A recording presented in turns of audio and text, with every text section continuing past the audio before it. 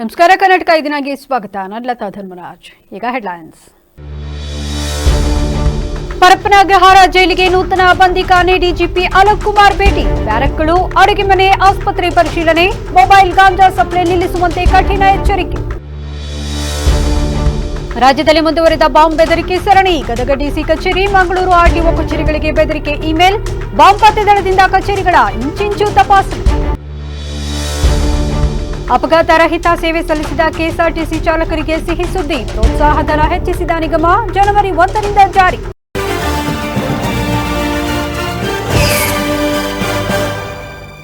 ಬಂದಿಖಾನೆ ಡಿಜಿಪಿಯಾಗಿ ನೇಮಕದ ಬಳಿಕ ಮೊದಲ ಬಾರಿ ಪರಪ್ಪನ ಅಗ್ರಹಾರ ಜೈಲಿಗೆ ಡಿಜಿಪಿ ಅಲೋಕ್ ಕುಮಾರ್ ಭೇಟಿ ನೀಡಿದ್ದಾರೆ. ಜೈಲಿನ ಚೆಕ್ ಪೋಸ್ಟ್ ಬಳಿ ಸಿಬ್ಬಂದಿಯಿಂದ ಮಾಹಿತಿ ಪಡೆದ ಡಿಜಿಪಿ ಅಧಿಕಾರಿಗಳ ಜೊತೆ ಸೆಂಟ್ರಲ್ ಜೈಲಿನ ಸುತ್ತಮುತ್ತ ಓಡಾಡಿ ಪರಿಶೀಲನೆ ನಡೆಸಿದ್ದಾರೆ.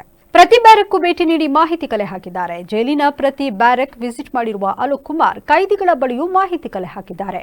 ಊಟ, ತಿಂಡಿ, ಶೌಚಾಲಯ ವ್ಯವಸ್ಥೆ ಬಗ್ಗೆ ಕೈದಿಗಳಿಗೆ ಡಿಜಿಪಿ ಪ್ರಶ್ನೆ ಕೇಳಿದ್ದು, ಮೊಬೈಲ್ ಬಳಕೆ ಮಾಡುತ್ತಿದ್ದರೆ ಸಿಬ್ಬಂದಿ ವಶಕ್ಕೆ ನೀಡುವಂತೆ ತಾಕೀತು ಕೂಡ ಮಾಡಿದ್ದಾರೆ. ಕಳ್ಳಾಟ ಆಡಿದರೆ ಕಠಿಣ ಕ್ರಮ ಎದುರಿಸಲು ಸಜ್ಜಾಗಿ ಎಂದು ಎಚ್ಚರಿಕೆ ಕೂಡ ನೀಡಿದ್ದಾರೆ. ಗಾಂಜಾ, ಬೀಡಿ, ಸಿಗರೇಟಿನ ಮೇಲೆ ಸಿಗಲ್ಲ, ಎಲ್ಲ ಬಂದ್ ಆಗಬೇಕು ಎಂದು ಅಧಿಕಾರಿಗಳಿಗೂ ಸೂಚನೆ ನೀಡಿದ್ದಾರೆ. ಇನ್ನು ಕಾರಾಗೃಹ ಇಲಾಖೆ ಡಿಜಿಪಿಯಾಗಿ ಅಲೋಕ್ ಕುಮಾರ್ ಅಧಿಕಾರ. ಪರಪ್ಪನ ಅಗ್ರಹಾರ ಜೈಲಿನಲ್ಲಿ ಮಿಂಚಿನ ಸಂಚಾರ ನಡೆಸಿರುವ ಡಿಜಿಪಿ ಅಡುಗೆ ಮನೆ, ಆಸ್ಪತ್ರೆಗೂ ವಿಸಿಟ್ ಮಾಡಿದ್ದಾರೆ. ವೈದ್ಯರು ಚಿಕಿತ್ಸೆ ಮಾತ್ರ ಕೊಡಬೇಕು, ಅದನ್ನು ಬಿಟ್ಟು ಮೊಬೈಲ್ ಗಾಂಜಾ ಸಾಗಣೆ ಮಾಡಿದರೆ ಕ್ರಮ ಕೈಗೊಳ್ಳಲಾಗುತ್ತೆ ಎಂದು ನೇರವಾಗಿ ಹೇಳಿದ್ದಾರೆ. ಅಡುಗೆ ಮನೆಯ ಸಿಬ್ಬಂದಿಗೂ ಎಚ್ಚರಿಸಿರುವ ಅವರು ಅಡಿಷನಲ್ ಆಕ್ಟಿವಿಟಿಗಳು ಬಂದ್ ಆಗಬೇಕು ಎಂದಿದ್ದಾರೆ. ಜೈಲಿನ ಬೇಕರಿಗೂ ಡಿಜಿಪಿ ಭೇಟಿ ನೀಡಿದ್ದು, ಈಸ್ಟ್ನಿಂದ ವೈನ್ ತಯಾರಿಸಿದ್ರೆ ವೈಲೆಂಟ್ ಆಗಬೇಕಾಗುತ್ತೆ ಎಂದು ಗರಂ ಆದ ಪ್ರಸಂಗ ಕೂಡ ನಡೆದಿದೆ. ರಾಜ್ಯದಲ್ಲಿ ಬಾಂಬ್ ಬೆದರಿಕೆ ಇಮೇಲ್ ಸಂದೇಶ ರವಾನೆ ಹೆಚ್ಚಾಗಿದೆ. ಇತ್ತೀಚೆಗೆ ಕೋಲಾರ ಮತ್ತು ಬೀದರ್ ಜಿಲ್ಲಾಧಿಕಾರಿ ಕಚೇರಿ ಸ್ಫೋಟಿಸುವುದಾಗಿ ಬಾಂಬ್ ಬೆದರಿಕೆ ಸಂದೇಶ ರವಾನಿಸಲಾಗಿತ್ತು. ಇದೀಗ ಅದೇ ರೀತಿಯಾಗಿ ಗದಗ ಮತ್ತು ಮಂಗಳೂರಿನ ಸರ್ಕಾರಿ ಕಚೇರಿಯನ್ನು ಸ್ಫೋಟಿಸುವುದಾಗಿ ಕಿಡಿಗೇಡಿಗಳು ಧಮಕಿ ಹಾಕಿದ್ದಾರೆ. ಗದಗ ಜಿಲ್ಲಾಡಳಿತ ಭವನ ಸ್ಫೋಟಿಸುವುದಾಗಿ ಇಮೇಲ್ ಮೂಲಕ ಡಿಸಿ ಕಚೇರಿಗೆ ಬಾಂಬ್ ಬೆದರಿಕೆ ಹಾಕಲಾಗಿದೆ. ಪಾಕ್ನ ಐಎಸ್ಐ ಮತ್ತು ಎಲ್ಟಿಟಿಇ ಕಾರ್ಯಕರ್ತರ ಜೊತೆ ಸೇರಿ 5 ಬಾಂಬ್ಗಳಿಂದ ಜಿಲ್ಲಾಡಳಿತ ಭವನ ಸ್ಫೋಟಿಸುವುದಾಗಿ ಕಿಡಿಗೇಡಿಗಳು ಧಮಕಿ ಹಾಕಿದ್ದಾರೆ. ಸದ್ಯ ಗದಗ ಜಿಲ್ಲಾಡಳಿತ ಭವನದಲ್ಲಿ ಆತಂಕದ ವಾತಾವರಣ ಸೃಷ್ಟಿಯಾಗಿದ್ದು, ಶ್ವಾನದಳ, ಬಾಂಬ್ ಪತ್ತೆದಳ ಸಿಬ್ಬಂದಿ ಇಂಚಿಂಚು ತಪಾಸಣೆ ಮಾಡಿದ್ದಾರೆ. ಅರ್ನಾ ಅಶ್ವಿನ್ ಶೇಖರ್ ಎಂಬ ಇಮೇಲ್ ಐಡಿಯಿಂದ ಬಾಂಬ್ ಬೆದರಿಕೆ ಹಾಕಲಾಗಿದೆ. ನಿಮ್ಮ ಜಿಲ್ಲಾಧಿಕಾರಿ ಕಚೇರಿಯಲ್ಲಿ 5 ಬಾಂಬ್ಗಳನ್ನು ಶೀಘ್ರದಲ್ಲೇ ಸ್ಫೋಟಿಸಲಾಗುವುದು. ಪಾಕಿಸ್ತಾನ ತಮಿಳುನಾಡು ಡಿಎಂಕೆ 2026ರ ಚುನಾವಣೆಗೆ ಗಮನವನ್ನು ಬೇರೆಡೆ ಸೆಳೆಯಲು ಬಯಸುತ್ತಿದೆ ಎಂದು ಉಲ್ಲೇಖಿಸಲಾಗಿದೆ. ಅದೇ ರೀತಿಯಾಗಿ ಮಂಗಳೂರಿನ ಆರ್ಟಿಒ ಕಚೇರಿಗೂ ಇಮೇಲ್ಗೆ ಬಾಂಬ್ ಬೆದರಿಕೆ ಸಂದೇಶ ರವಾನಿಸಲಾಗಿದೆ. ಮಂಗಳೂರಿನ ನೆಹರು ಮೈದಾನದ ಬಳಿಯ ಆರ್ಟಿಒ ಕಚೇರಿಗೆ 5 ಕಡೆ ಬಾಂಬ್ ಸ್ಫೋಟಿಸುವುದಾಗಿ ಕಿಡಿಗೇಡಿಗಳಿಂದ ಮೇಲ್ ರವಾನಿಸಲಾಗಿದೆ. ಸದ್ಯ ಆರ್ಟಿಒ ಕಚೇರಿಗೆ ಮಂಗಳೂರು ಪೊಲೀಸರು ಬಾಂಬ್ ನಿಷ್ಕ್ರಿಯ ದಳದಿಂದ ಇಡೀ ಕಟ್ಟಡವನ್ನು ತಪಾಸಣೆ ಮಾಡಲಾಗಿದೆ. ಕರ್ನಾಟಕ ರಾಜ್ಯ ರಸ್ತೆ ಸಾರಿಗೆ ನಿಗಮವು ಅಪಘಾತ ರಹಿತ ಸೇವೆ ಸಲ್ಲಿಸುವ ಚಾಲಕರಿಗೆ ಪ್ರೋತ್ಸಾಹಧನ ಹೆಚ್ಚಳ ಮಾಡಿದೆ. ಈ ಕುರಿತು ಕೆಎಸ್ಆರ್ಟಿಸಿ ಎಂಡಿ ಅಕ್ರಮ್ ಪಾಷಾ ಅವರು ಆದೇಶ ಹೊರಡಿಸಿದ್ದಾರೆ. ಈ ಮೊದಲು ಮುಖ್ಯಮಂತ್ರಿ ಚಿನ್ನದ ಪದಕ ಪಡೆದ ಚಾಲಕರಿಗೆ 5,000 ರೂಪಾಯಿ ನಗದು ಪುರಸ್ಕಾರವಿತ್ತು. ಈ ನಗದು ಮೊತ್ತವನ್ನು ಇದೀಗ 10,000 ರೂಪಾಯಿಗೆ ಹೆಚ್ಚಿಸಿದೆ. ಹಾಗೂ ಚಿನ್ನದ ಪದಕ ಪಡೆದ ಚಾಲಕರಿಗೆ ಮಾಸಿಕ ಭತ್ಯೆ 500ರಿಂದ 1,000 ರೂಪಾಯಿಗೆ ಏರಿಕೆ ಮಾಡಿದೆ. ಇನ್ನು ಬೆಳ್ಳಿ ಪದಕ ಪಡೆದ ಚಾಲಕರಿಗೆ ನೀಡಲಾಗುತ್ತಿದ್ದ 2,500 ರೂಪಾಯಿ ನಗದು ಪುರಸ್ಕಾರವನ್ನು ಇದೀಗ 5,000 ರೂಪಾಯಿಗೆ ಹೆಚ್ಚಿಸಲಾಗಿದೆ. ಜೊತೆಗೆ ಮಾಸಿಕ ಭತ್ಯೆ 250 ರೂಪಾಯಿನಿಂದ 500 ರೂಪಾಯಿಗೆ ಏರಿಕೆ ಮಾಡಲಾಗಿದೆ. ಈ ಪರಿಷ್ಕೃತ ನಗದು ಪುರಸ್ಕಾರ ಜನವರಿ 1, 2026ರಿಂದ ಜಾರಿಯಾಗಲಿದೆ ಎಂದು ತಿಳಿಸಿದ್ದಾರೆ. ಶಿವಮೊಗ್ಗ ಜಿಲ್ಲೆಯ ಹೊಸನಗರ ತಾಲೂಕಿನ ಬಿಳ್ಕೋಡಿ ಗ್ರಾಮದ 6 ಮಂದಿಗೆ ಮಂಗನ ಕಾಯಿಲೆ ಕಾಣಿಸಿಕೊಂಡಿದೆ. ಕಳೆದ ವಾರ ಗ್ರಾಮದ 55 ವರ್ಷದ ಮಹಿಳೆಯಲ್ಲಿ ಕೆಎಫ್ಡಿ ಕಾಣಿಸಿಕೊಂಡಿತ್ತು. ಆರೋಗ್ಯ ಇಲಾಖೆ ಅದೇ ಊರಿನ ಮತ್ತಷ್ಟು ಮಂದಿಯನ್ನು ಪರೀಕ್ಷೆಗೆ ಒಳಪಡಿಸಿದಾಗ ಇನ್ನೂ 5ರಲ್ಲಿ ಪಾಸಿಟಿವ್ ಬಂದಿದೆ. ಎಲ್ಲರೂ ಆರೋಗ್ಯವಾಗಿದ್ದಾರೆ ಎಂದು ತಿಳಿದು ಬಂದಿದೆ. ಜನವರಿ ಆರಂಭದಲ್ಲಿ ಹೆಚ್ಚಿನ ಪಾಸಿಟಿವ್ ಪ್ರಕರಣಗಳು ಕಂಡುಬರುತ್ತಿದ್ದವು. ಈ ಬಾರಿ ನವೆಂಬರ್ನಿಂದಲೇ ಪಾಸಿಟಿವ್ ಪ್ರಕರಣಗಳು ಕಂಡುಬಂದಿವೆ. ಇನ್ನು ಮಂಗನ ಕಾಯಿಲೆಗೆ ಲಸಿಕೆ ನಿಲ್ಲಿಸಿ 3 ವರ್ಷ ಕಳೆದಿದ್ದು ಆರೋಗ್ಯ ಇಲಾಖೆ ಹೆಚ್ಚಿನ ನಿಗಾ ವಹಿಸಿದೆ. ಇನ್ನು ಎಷ್ಟೋ ಕಡೆ ಉಣುಗು, ಸತ್ತ ಮಂಗಗಳಲ್ಲಿ ಪಾಸಿಟಿವ್ ಕಂಡುಬರದೇ ಇದ್ದರೂ ಮನುಷ್ಯರಿಗೆ ಪಾಸಿಟಿವ್ ಬರುತ್ತಿರುವುದು ಆತಂಕಕ್ಕೆ ಕಾರಣವಾಗಿದೆ. ಚಿಕ್ಕಮಗಳೂರು ಜಿಲ್ಲೆಯ ಗಡಿಭಾಗದ ಕೊಪ್ಪ ತಾಲೂಕಿನ ಕಮ್ಮರಡಿ ಗ್ರಾಮದಲ್ಲಿ ವ್ಯಕ್ತಿಯೊಬ್ಬರಿಗೆ ಪಾಸಿಟಿವ್ ಬಂದಿದ್ದು, ಇದು ಚಿಕ್ಕಮಗಳೂರು ಜಿಲ್ಲೆಯ ಮೊದಲ ಪ್ರಕರಣವಾಗಿದೆ. ಜಿಲ್ಲಾ ಕ್ರೀಡಾ ಪರಿಷತ್ ವತಿಯಿಂದ ಖ್ಯಾತ ವೈದ್ಯ ದಿವಂಗತ ಡಾಕ್ಟರ್ ಎಸ್ ಸಿ ಮುನಿವೆಂಕಟೇಗೌಡ ಅವರ ಜನ್ಮದಿನದ ಪ್ರಯುಕ್ತ ಡಿಸೆಂಬರ್ 27 ಮತ್ತು 28ರಂದು ಪ್ರಥಮ ಬಾರಿಗೆ ಜಿಲ್ಲಾ ಮಟ್ಟದ ಕರಾಟೆ ಹಾಗೂ ಜೂಡೋ ಸ್ಪರ್ಧೆ ಆಯೋಜಿಸಲಾಗಿದೆ ಎಂದು ಪರಿಷತ್ ಕಾರ್ಯಾಧ್ಯಕ್ಷ ಕೆಎಸ್ಎನ್ ಮೂರ್ತಿ ತಿಳಿಸಿದರು. ಹಾಸನದಲ್ಲಿಂದು ಪತ್ರಿಕಾಗೋಷ್ಠಿಯಲ್ಲಿ ಮಾತನಾಡಿದ ಅವರು, ಡಾಕ್ಟರ್ ಎಸಿಎಂ ಚಾರಿಟಬಲ್ ಟ್ರಸ್ಟ್, ಆಶ್ರಯ ಸೆಂಟರ್ ಆಫ್ ಟ್ರಾನ್ಸ್ಫಾರ್ಮೇಷನ್, ಜಿಲ್ಲಾ ಅಮೆಚೂರ್ ಬಾಡಿ ಬಿಲ್ಡರ್ ಸಂಸ್ಥೆ, ಜಿಲ್ಲಾ ಅಮೆಚೂರ್ ಜೂಡೋ ಸಂಸ್ಥೆ ಸಂಯುಕ್ತಾಶ್ರಯದಲ್ಲಿ ಜಿಲ್ಲಾ ಒಳಾಂಗಣ ಕ್ರೀಡಾಂಗಣದಲ್ಲಿ 2 ದಿನಗಳ ಕಾಲ ಸ್ಪರ್ಧೆ ಆಯೋಜಿಸಲಾಗಿದೆ ಎಂದು ತಿಳಿಸಿದರು.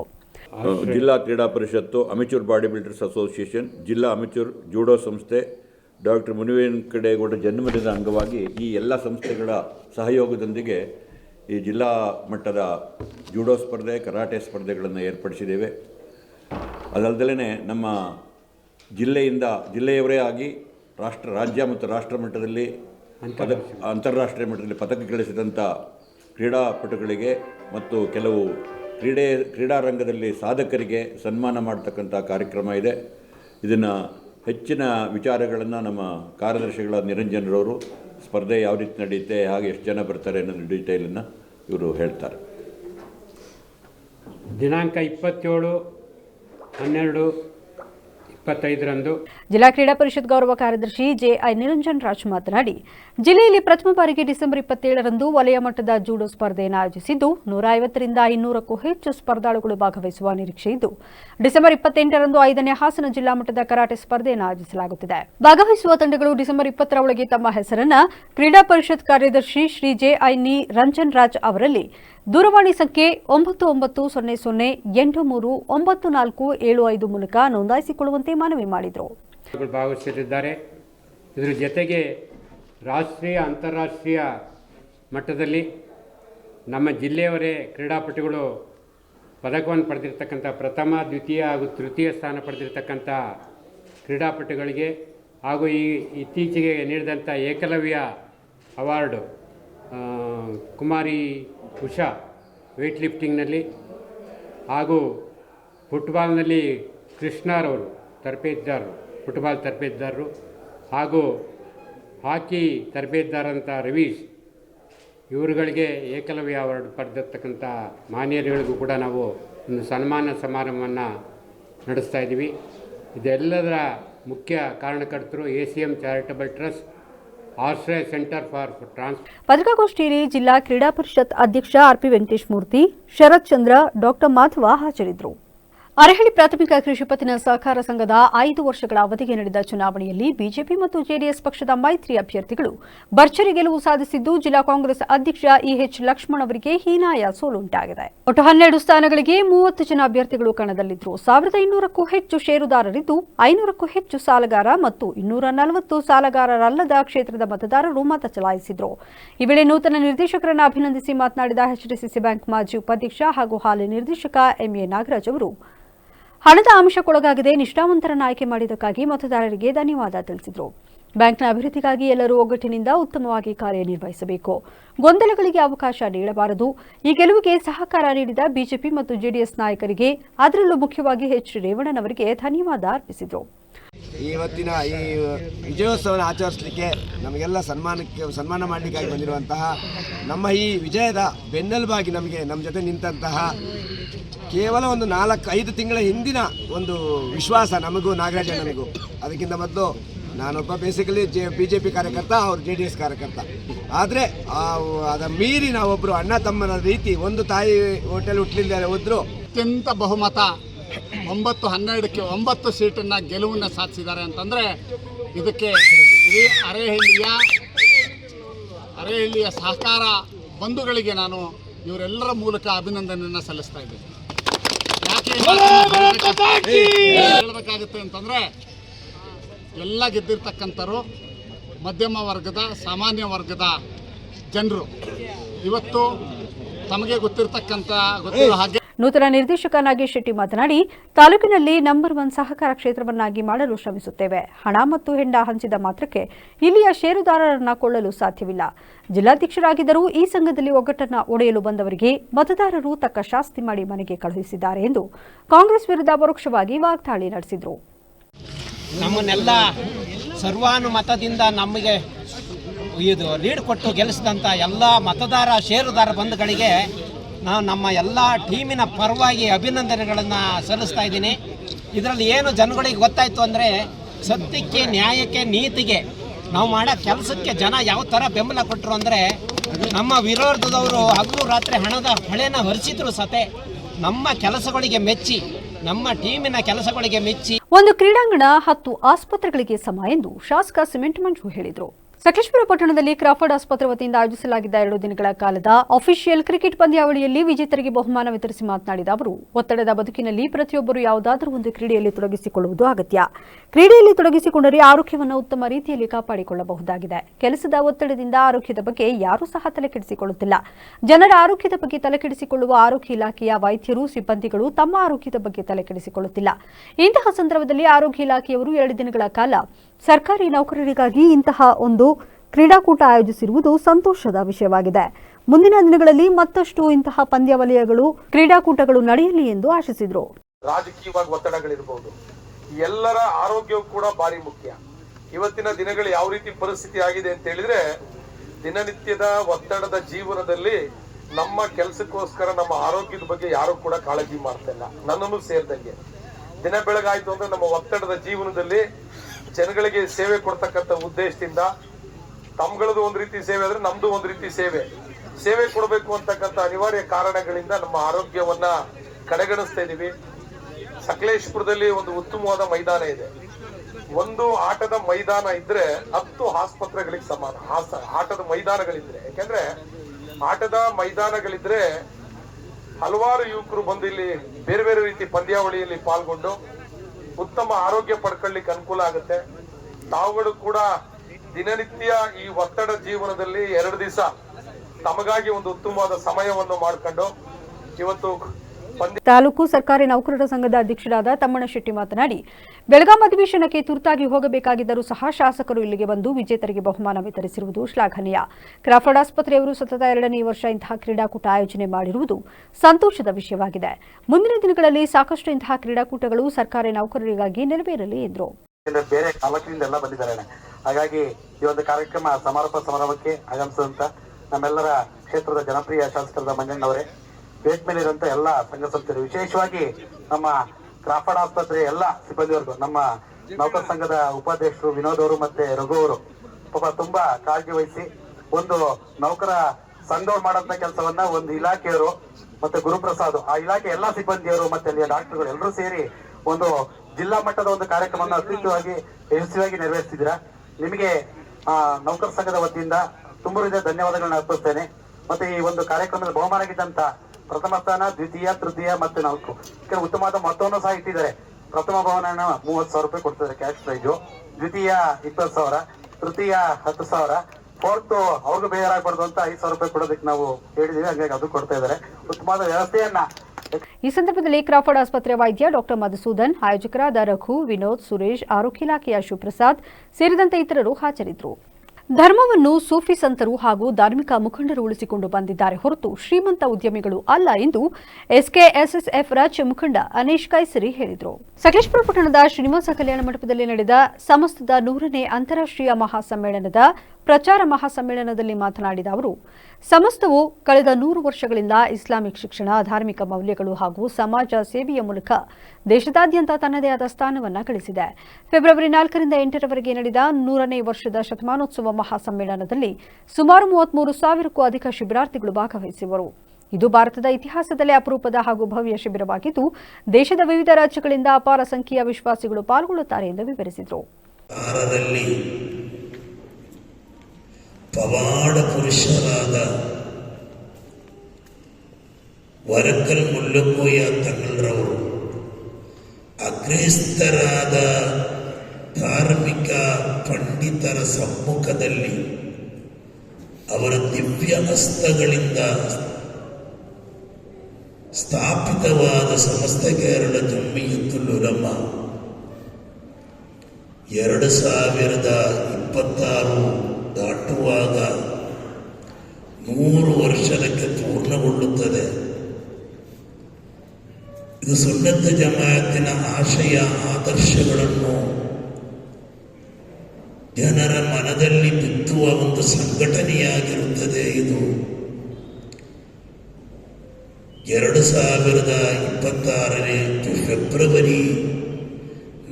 ಈ ಸಂದರ್ಭದಲ್ಲಿ ಎಸ್ಕೆಎಸ್ಎಸ್ಎಫ್ ರಾಜ್ಯ ಮುಖಂಡ ಹಾಗೂ ಸಮಸ್ತ 3ನೇ ಪ್ರಚಾರ ಸಮಿತಿಯ ಹಾಸನ ಜಿಲ್ಲಾವಾರಿ ಉಸ್ತುವಾರಿ ಕೊಲ್ಲಹಳ್ಳಿ ಸಲೀಂ ಮಾತನಾಡಿ, ಕೇರಳ ಜಮಿಯತ್ ಉಲಮಾ ಸಂಸ್ಥೆ ಇಸ್ಲಾಮಿಕ್ ಮೌಲ್ಯಗಳನ್ನು ಶುದ್ಧವಾಗಿ ಪಾಲಿಸಿಕೊಂಡು ಜಗತ್ತಿನಲ್ಲೇ ಮುಂಚೂಣಿಯ ಧಾರ್ಮಿಕ ಸಂಸ್ಥೆಯಾಗಿ ಗುರುತಿಸಿಕೊಂಡಿದೆ.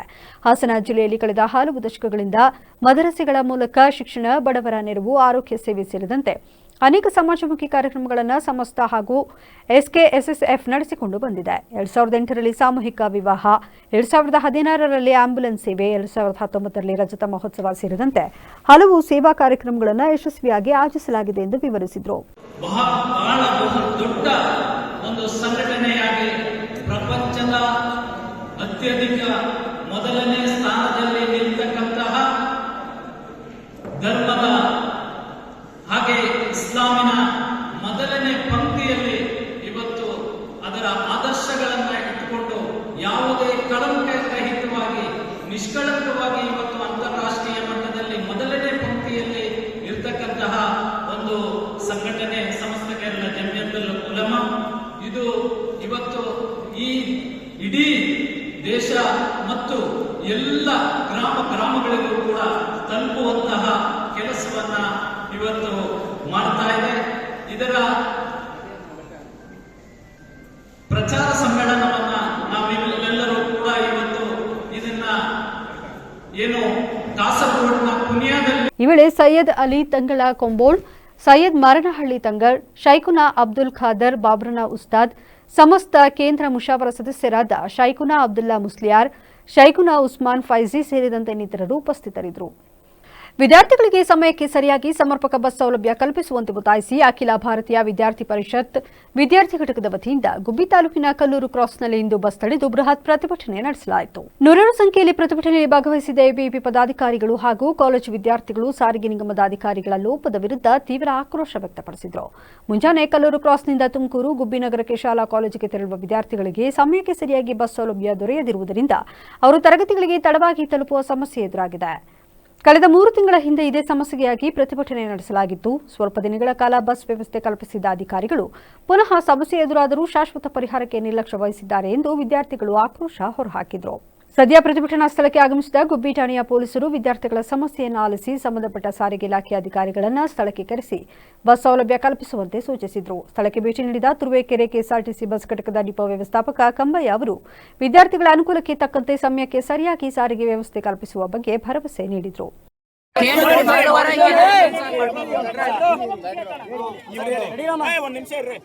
ಬಸ್ಸಿನ ವ್ಯವಸ್ಥೆಯನ್ನು ಈಗ 3 ದಿನಗಳ ಕಾಲ ಅಂದರೆ ಮಂಗಳವಾರದೊಳಗಡೆ ನಾನು ಸರಿ ಮಾಡಿಕೊಡ್ತೀನಿ ಅಂತೇಳಿ ಅಶ್ಯೂರೆನ್ಸ್ ತೊಗೊಂಡಿದ್ದಾರೆ. ಈ ಸಂಬಂಧ ಮಾಡಿಕೊಡ್ತಾರೆ. ಮಾಡಿಕೊಟ್ಟಿಲ್ಲ ಅಂತಂದರೆ ನೀವು ಏನು ಮಾಡಬೇಕು ಅಂತ ಇದ್ದೀರಾ ಮಾಡಿ. ಪರ್ಮಿಷನ್ ಕೂಡ ತಾಳದಲ್ಲೇ ವಿದ್ಯಾರ್ಥಿಗಳೆಲ್ಲ ರೋಡ್ ತಡೆ ಮಾಡ್ತೀವಿ.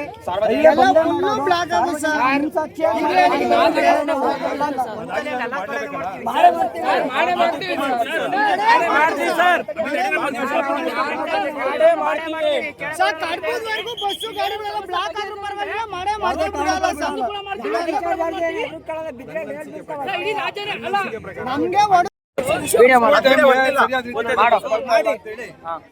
ಸರಿಯಾದ ರೀತಿಯೊಳಗೆ ಬಸ್ ಬರ್ತಾ ಇಲ್ಲ ಅಂತೇಳಿ ಈ ಬಗ್ಗೆ ತಾವು ಎಲ್ಲ ಸ್ಟೂಡೆಂಟ್ಸು ಮತ್ತು ಸಾರ್ವಜನಿಕರೆಲ್ಲ ರಸ್ತೆ ತಡೆ ಅಂತೇಳಿ ಮಾಡಿ ಕಲ್ಲೂರು ಕ್ರಾಸಲ್ಲಿ ಮಾಡಿದ್ದೀರಿ. ಇದಕ್ಕೆ ತುರುವೇಕೆರೆ ಡಿಪೋ ತಮ್ಮಯ್ಯನವರು, ಡಿಪೋ ಮ್ಯಾನೇಜರ್ ತಮ್ಮಯ್ಯನವರು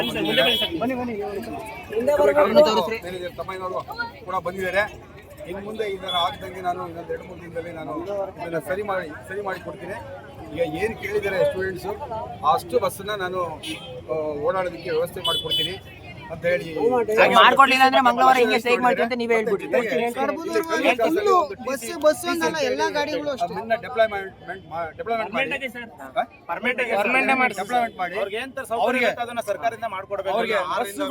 ಬಸ್ಗಳು ಯಾವುದೇ ಕಾರಣಕ್ಕೂ ಅಲ್ಲಿ ನಿಲ್ದಂಗೆ ಒಂದು ಬಂದ್ಮೇಲೆ ಒಂದು ಹೋಗಂಗೆ ವ್ಯವಸ್ಥೆ ಮಾಡಿ ಕೊಡ್ತಾರೆ. ಏನು ನಿಮಗೆ ತೊಂದರೆ ಆಗದಿರೋ ರೀತಿ ಮುಂದೆ ನೋಡ್ಕೊತಾರೆ ಅಂತ ಹೇಳಿ ಒಂದು ಆಶ್ವಾಸನೆ ಕೊಟ್ಟಿದ್ದಾರೆ, ಅಶ್ಯೂರೆನ್ಸ್ ಕೊಟ್ಟಿದ್ದಾರೆ. ಈ ಸಂಬಂಧ ನಾವು ಕೂಡ ಅವ್ರಿಗೆ ಮನವರಿಕೆ ಮಾಡಿ ಹೇಳಿ ಇನ್ನು ಮುಂದೆ ಈ ಥರ ಆಗ್ದಂಗೆ ನಾವು ನೋಡ್ಕೊಳ್ತೀವಿ ಅಂತ ಹೇಳ್ತಾರೆ. ಪ್ರತಿಭಟನೆಯಲ್ಲಿ ಎಬಿವಿಪಿ ಸಂಘಟನೆಯ ವಿದ್ಯಾರ್ಥಿ ಘಟಕದ ಮುಖಂಡರು ಹಾಗೂ ಶಾಲಾ ಕಾಲೇಜು ವಿದ್ಯಾರ್ಥಿಗಳು ಪಾಲ್ಗೊಂಡಿದ್ದರು. ನೀರು ಕುಡಿಯುವ ನೆಪದಲ್ಲಿ ಮನೆಗೆ ಬಂದ 2 ದುಷ್ಕರ್ಮಿಗಳು ವೃದ್ಧೆಯೊಬ್ಬರ ಕುತ್ತಿಗೆಯಿಂದ ಚಿನ್ನದ ಸರವನ್ನ ಕಸಿದು ಪರಾರಿಯಾಗಿರುವ ಘಟನೆ ಭಟ್ಕಳ ತಾಲೂಕಿನ ಬೆಳಕೆ ಗರಡಿ ಹಿತ್ಲುವಿನಲ್ಲಿ ನಡೆದಿದೆ. ಹೊನ್ನಮ್ಮ ಮಹದೇವ ನಾಯ್ಕ್ ಚಿನ್ನದ ಚೈನ್ ಕಳೆದುಕೊಂಡ ವೃದ್ಧೆ. ಜರ್ಸಿ ಮತ್ತು ಮಾಸ್ಕ್ ಧರಿಸಿದ್ದ ಇಬ್ಬರು ದುಷ್ಕರ್ಮಿಗಳು ಬೈಕ್ನಲ್ಲಿ ಬಂದು ವಿಳಾಸ ಕೇಳುವ ನೆಪ ಮಾಡಿದ್ದಾರೆ. ತಾವು ಕೊರಿಯರ್ ಸಿಬ್ಬಂದಿ ಎಂದು ಹೇಳಿ ಒಬ್ಬ ವ್ಯಕ್ತಿಯ ಹೆಸರನ್ನು ವೃದ್ಧೆಯ ಬಳಿ ವಿಚಾರಿಸಿದ್ದಾರೆ. ಆ ವ್ಯಕ್ತಿ ಅಲ್ಲಿ ಇಲ್ಲ ಎಂದಾಗ ಕುಡಿಯಲು ನೀರು ಕೇಳಿದ್ದಾರೆ. ಒಂದು ತಂಬಿಗೆ ನೀರು ಕುಡಿದ ನಂತರ ಮತ್ತೊಮ್ಮೆ ನೀರು ತರುವಂತೆ ಹೇಳಿದ್ದಾರೆ. ವೃದ್ಧೆ ಎರಡನೇ ಬಾರಿ ನೀರು ತರುತ್ತಿದ್ದಂತೆಯೇ ಬೈಕ್ನ ಹಿಂಬದಿ ಸವಾರ ವೃದ್ಧೆಯ ಕುತ್ತಿಗೆಯಿಂದ ಚೈನ್ ಎಳೆದು ಪರಾರಿಯಾಗಿದ್ದಾರೆ.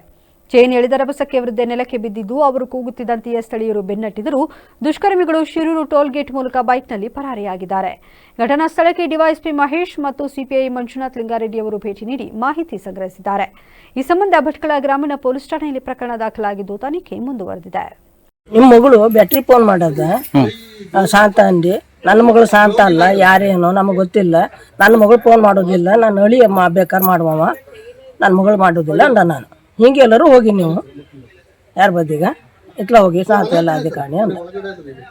ಹಂಗೆ ನಾವಿಲ್ಲಿ ಸರ್ಮಕಟ್ಟೆಗೆ ಇರುವುದು. ನಾವು ನಮ್ಮ ಟೈಲರ್ ಅಂಗಡಿ ಅದ, ನಮ್ಮ ಹೆಸರು ಶಾಂತ, ಇಲ್ಲೇ ಇರುವುದು ಅಂದ ಹೇಳ್ದ. ಅಷ್ಟು ಹೇಳ್ದ ನೀರು ಕೊಡು ಅಂದ. ವಾಯರ ನಾನು ಕಿಚಡಿ ತಂದು ಒಳಗೆ ಹಚ್ಚಿದ ಇದ್ರ ಒಳಗೆ ಬತ್ತವ ನೀರು ತಂದ ಕೊಟ್ಟೆ. ಒಂದು ತಕೊಂಡ ಮತ್ತೊಂದು ಚೆಂಬ ಬೇಕವ ಅಂದ. ಮತ್ತೊಂದು ಚೆಂಬ ಕೊಟ್ಟಗತ್ಲಿಗೆ ಅಲ್ಲೇ ಹೊತ್ತಾಗ್ತದೆ. ಕುತ್ತಿಗೆ ಹಿಡ್ದು ಬಿಟ್ಟ. ಕುತ್ತಿಗೆ ಹಿಡ್ದವನ ಕೈಯಲ್ಲಿ ನೀರು ಚಲೋ ಇತ್ತು, ಯಾವ ಬಿತ್ತು. ನಾನು ಕೂಗ್ತೀವಿ ಅವನ ಹರಿತಂಗೆ ಕೂಗ್ತೀವಿ ಅವನ ಬುಡುಗು ಹಾತಿದ್ದ ಎಲ್ಗಡಿ. ನಾನು ಸಾರಾರ್ಕ ಹೋದ ಮರ ಬೆನ್ನು ಹತ್ತ ಅಂದೇಳಿ. ಈಗ ಮತ್ತೊಮ್ಮೆ ಹೆಡ್ಲೈನ್ಸ್. ಪರಪ್ಪನ ಅಗ್ರಹಾರ ಜೈಲಿಗೆ ನೂತನ ಬಂದಿಖಾನೆ ಡಿಜಿಪಿ ಅಲೋಕ್ ಕುಮಾರ್ ಭೇಟಿ. ಬ್ಯಾರಕ್ಗಳು, ಅಡುಗೆ ಮನೆ, ಆಸ್ಪತ್ರೆ ಪರಿಶೀಲನೆ. ಮೊಬೈಲ್ ಗಾಂಜಾ ಸಪ್ಲೈ ನಿಲ್ಲಿಸುವಂತೆ ಕಠಿಣ ಎಚ್ಚರಿಕೆ. ರಾಜ್ಯದಲ್ಲಿ ಮುಂದುವರೆದ ಬಾಂಬ್ ಬೆದರಿಕೆ ಸರಣಿ. ಗದಗ ಡಿಸಿ ಕಚೇರಿ, ಮಂಗಳೂರು ಆರ್ಡಿಒ ಕಚೇರಿಗಳಿಗೆ ಬೆದರಿಕೆ ಇಮೇಲ್. ಬಾಂಬ್ ಪತ್ತೆ ದಳದಿಂದ ಕಚೇರಿಗಳ ಇಂಚಿಂಚು ತಪಾಸಣೆ. ಅಪಘಾತ ರಹಿತ ಸೇವೆ ಸಲ್ಲಿಸಿದ ಕೆಎಸ್ಆರ್ಟಿಸಿ ಚಾಲಕರಿಗೆ ಸಿಹಿ ಸುದ್ದಿ. ಪ್ರೋತ್ಸಾಹಧನ ಹೆಚ್ಚಿಸಿದ ನಿಗಮ ಜನವರಿ 1ರಿಂದ ಜಾರಿ. ಇದಾಗಿತ್ತು ಇಲ್ಲಿವರೆಗಿನ ನ್ಯೂಸ್ ಅಪ್ಡೇಟ್ಸ್. ನಿರಂತರ ಸುದ್ದಿಗಾಗಿ ನೋಡ್ತಾ ಇರಿ ವಿವಿಸಿ ನ್ಯೂಸ್. ಇದು ಜನರ ಧ್ವನಿ. ಸತ್ಯದ ಕಡೆ ನಮ್ಮ ನಡೆ.